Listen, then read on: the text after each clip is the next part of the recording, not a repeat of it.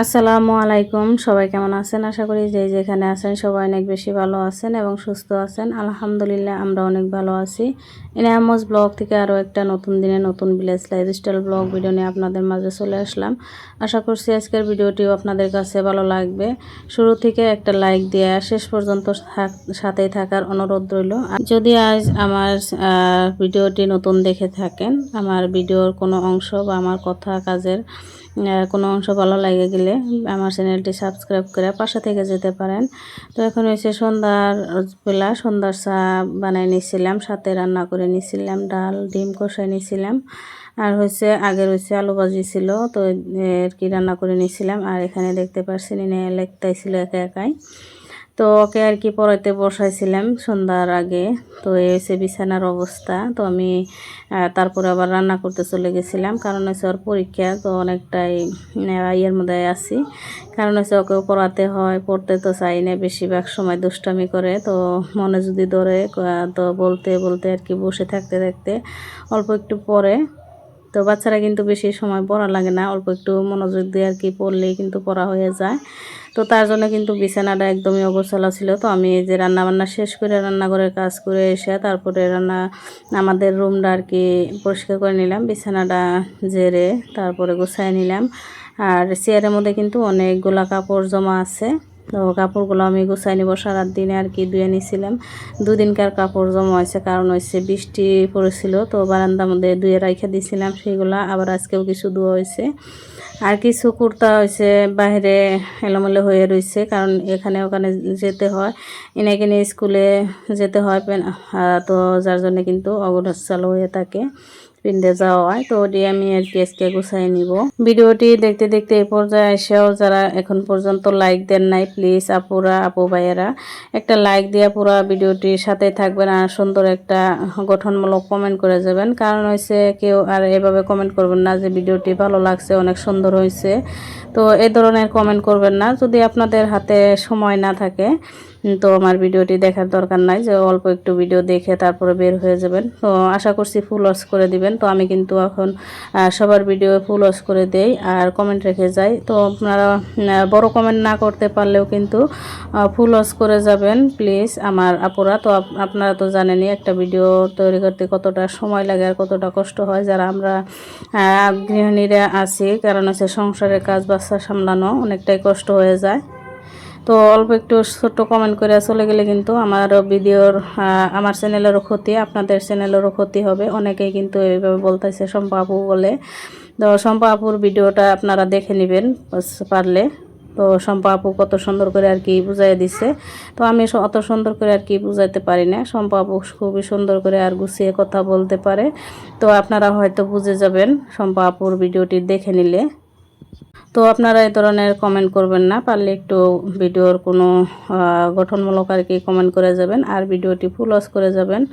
তো তার জন্য আর কি আপনাদেরকে বলা, যদি আমার কথা আপনাদের কাছে খারাপ লেগে যায়, তো যদি কোনো কষ্ট পান, তো আপনাদের কাছে ক্ষমা চেয়ে নিছি। তো এখানে যে রাত্রে আমি কিন্তু কাপড়গুলো গুছিয়ে নিলাম, আর কিছু কুর্তা বাহিরে ছিল, তো সেগুলো আমি গুছিয়ে রেখে দিলাম। এখন হয়েছে পরের দিন সকালবেলা, তো যেহেতু আমি একদিন পর পর এখন ভিডিও দিতেছি, তার জন্য কিন্তু 2 দিন মিলে আপনাদের সাথে শেয়ার করতেছি।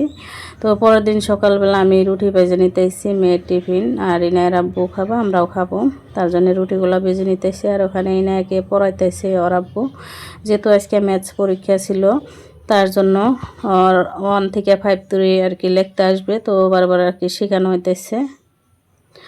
মেয়ের জন্য এখানে ডিম ভাজি করে দিব ওকে, অল্প পেঁয়াজ বেশি করে আর মরিচ দিয়ে, যেহেতু রুটি দেখাবে তার জন্য অল্প একটু জাল জাল করে ডিমটা ভাজি করে দিতেছি। তো ডিমটা যদি এভাবে অল্প একটু ভাঙে ভাঙে ভাজি করে দেওয়া যায়, তো পেঁয়াজটাও ভাজা ভাজা হয়, খেতে বেশি ভালো লাগে, তার জন্য কিন্তু আমি ভাঙে ভাজি করে দিতেছি।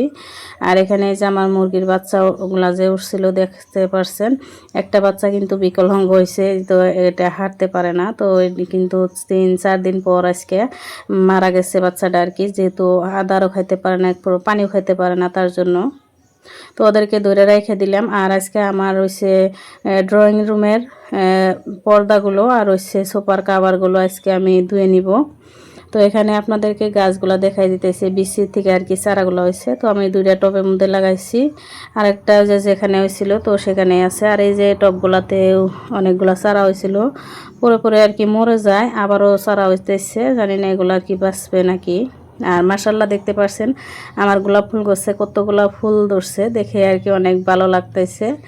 এখানে 4টা আর নিচে একটা, 5টা ফুল ধরছে আর অনেকগুলা কুলিও আসছে মাশাল্লাহ। তো সবাই কিন্তু মাশাল্লাহ বলবেন। আর আমার ফুলগুলা কেমন হয়েছে অবশ্যই কমেন্টে জানাবেন। আর ফুলগুলা এত গ্রান, অত সুন্দর গ্রান আর কি, মনে হয় যে খেয়ে ফেলি, এত ভালো লাগে দেখতেও, আর বাসনাটাও এত ভালো লাগে। তো দেখতেই পাচ্ছেন কত বড় বড় ফুলগুলো আর কি। তো এটা হচ্ছে পিঙ্ক কালারের ফুল, আর একটা আছে লাল কালারের গাছ। তো তারপরে নেয়ার আব্বু যে মেয়েকে স্কুলে দিতে গেছিলো, তো সেখান থেকে আবার বাজার করে নিয়ে আসছে সকালবেলায় বেশিরভাগ বাজার করে। সকালবেলা বাজার করলেই বাজার আর কি সবজি মাছগুলা ভালো পাওয়া যায়, তার জন্য সকালবেলায় বেশি বাজার করে নিয়ে আসে। তো এখানে শসা নিয়ে আসছে, বেগুন, আর মাছ নিয়ে আসছিল, গ্লাস কাপ মাছ, আর হচ্ছে দুমড়া নিয়ে আসছে। তো আমি বলতেছি এত ওনার সবজি তো দরকার নাই একসাথে আনার, আবার ডাটাও নিয়ে আসছে। তো ডাটা আর বেগুন আনলেই হয়তো, প্রতিদিনই যেহেতু বাজার করে আর কি নিয়ে আসে, বাজারে যায়। তারপর একটা মিষ্টি কুমড়ো নিয়ে আসছে, তার জন্য বলতেছিলাম যে এত সবজি কিসের জন্য নিয়ে আসছে। প্রতিদিনই যেহেতু মেয়েকে দিতে যায় তখনই কিন্তু নিয়ে আসতে পারে। তো এই তো দেখতে পাচ্ছেন সবজিগুলো অনেকটাই সুন্দর আর টাটকা। তো গ্রামে থাকার এটাই সুবিধা, একদম টাটকা ফ্রেশ সবজি মাছ মাংস খেতে পারি আমরা। তারপরে যে ইনায়কে নিয়ে স্কুলে যাবো, ইনার আব্বুর কিন্তু আজকে ফার্মাসি বন্ধ, যেহেতু বছরে একদিন করে আমাদের এখানে বন্ধ রাখে। তো কিসের জন্য আর কি বন্ধ রাখে এখন পর্যন্ত আমি জিজ্ঞাসা করি না ইনার আব্বুকে। তো আর কি এখন ভিডিও করতে আমার ছিল আর কি, যে আপুদেরকে তো বলার ছিল যে কিসের জন্য আর কি বন্ধ রাখে, তো বললে ভালো হতো। তো আসলে জানি না, তার জন্য আপনাদেরকে বলতে পারলাম না কিসের জন্য বন্ধ রাখে বছরে একবার। তারপরে যে ইনায়ের আজকে হচ্ছে ম্যাথস পরীক্ষা, তো ইনায়কে নিয়ে স্কুলে যাব। তো আমিও রেডি হয়ে নিছি। তো দেখতে পাচ্ছেন ইনায়কে রাইখে চলে আসছিলাম, যেহেতু আজকে ইনার আব্বু বাড়িতে রয়েছে। তো আর থাকি না, যেহেতু আমাদের বাইরেই থাকতে হয়, তার জন্য বাড়িতে এসে ভাবলাম যে কিছু কাজ করি। বিছানা এলোমেলো হয়ে রয়েছে, ঘরটা একদম এলোমেলো হয়ে রয়েছে। আর হচ্ছে আজকে ঈদও চলে আসলো, তার জন্যে ভাবলাম যে আজকে ড্রয়িং রুমটা আর কি কিছু গুছিয়ে নিব, তার জন্য। আর এখানে এসে আমি কিন্তু বিছানাটা গুছাই নিতেছি, আর ইনায়কে রেখে আসছি। ইনায়ের আব্বু আমাকে নিয়ে আসছে বাড়িতে। তো ইনায়ের আব্বু আবার যাই নিয়ে আসবে, তার জন্য আমি আর কি পরে যাই নাই। তো ভাবলাম যে আজকে কিছু কাজ করে নেই এই সুযোগে, যেহেতু কুরবানি ঈদ চলে আসলো, আর যেহেতু বাচ্চাওয়ালা মানুষ, তো কিছুদিন আগে থেকে কিছু কিছু করে কাজগুলো করে গুছাই নিলে লাহে আমারও সুবিধা হবে। একদিনে কিন্তু সব কাজগুলো করে নিতে অনেকটাই কষ্ট হবে, তার জন্য। তো আজকে আর কি এই যে সোফার কাভারটা আর ড্রয়িংয়ের রুমের হয়েছে পর্দাগুলো ধুয়ে নিব, তার জন্য আর কি খুলে নিতেছিলাম। আর হয়েছে খিড়কির গোনা আগলা দুলা যেগুলো আছে সেইগুলো আর কি আমি মুছে নিব। তারপরের দিন আর কি আমি ভালো করে সার্ফ দিয়ে ভিজিয়ে কাপড় ভিজিয়ে আর কি মুছে নিব। আজকে যেহেতু ঘরটা আর কি জেরে রাখবো। তো এখানে যেই নাই কিন্তু স্কুল থেকে চলে আসছে, ওর যেহেতু 1 ঘন্টা করে পরীক্ষা, ওদের ছোটো বাচ্চাদের 1 ঘন্টা করেই থাকে। তো এই নাইকে নিয়েও চলে আসছে ইনার আব্বু। তো এসে কিন্তু আমার সাথে সাথে কাজ করতেছে, তো দেখতে পারছেন। আর এই ঘরের আর কি গ্রিলের মধ্যে অনেকটাই ধুলা পড়ছে, ময়লা, যেহেতু গুছানো না, এই খিড়কিগুলা খোলা হয় না, তার জন্য। আর এই রুমটা যেহেতু দরজাও নাই ভিতর দিয়ে, তো এই রুমটা অত একটা আসা হয় না। তো যখন অনেক দিন পর পর আর কি আমি 1 সপ্তাহ বা 10 দিন পর পর আমি রুমটা খুইলে তারপরে আর কি ঝাড়ু দিয়ে নেই বা মুছা নেই, যেহেতু তেমন একটা মেহমানও আসে না সে তার জন্য আর কি আমাদের রুমটাও কিন্তু খোলা হয় না। আমরা যে একটু যাইয়া বসবো সেটাও কিন্তু করতে পারি না, কারণ ওই যে ভিতর দিয়ে দরজা নাই, তাই। তো আলাদা করে অন্য রুম, আলাদা রুম যেহেতু, তার জন্য কিন্তু আসা হয় না। তো আমি এই যে গ্রিলের আগলা দুলা বা মাকড়সার বাসাগুলো আর কি আমি ভালো করে জায়গা নিতেছি। তো এখানে ইনায়া দেখেন কত যে করতেছে, ডান্স করতেছে, গান গাইতেছে, তো এরকমই করতেছে, ও খেলা করতেছে। তো ওর সাথে কথা বলতে বলতে আমি কিন্তু কাজগুলো করে নিতেছি।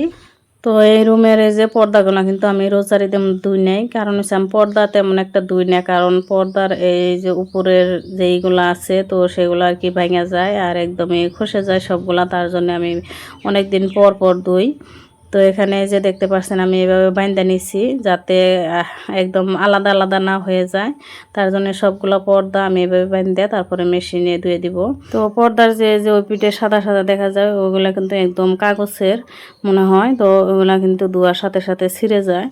তো তার জন্য আর কি এই যে এগুলো আর কি যে রিংয়ের মতো, তো এগুলো খসে যায়, তার জন্য আমি এভাবে বাইন্দা নিচ্ছি যাতে আলাদা না হয়, তো আমার আলাদা আর কি খুঁজতে না হয় তার জন্য। তো আজকের ভিডিওটি এ পর্যন্ত, সবাই ভালো থাকেন, আল্লাহ হাফিজ।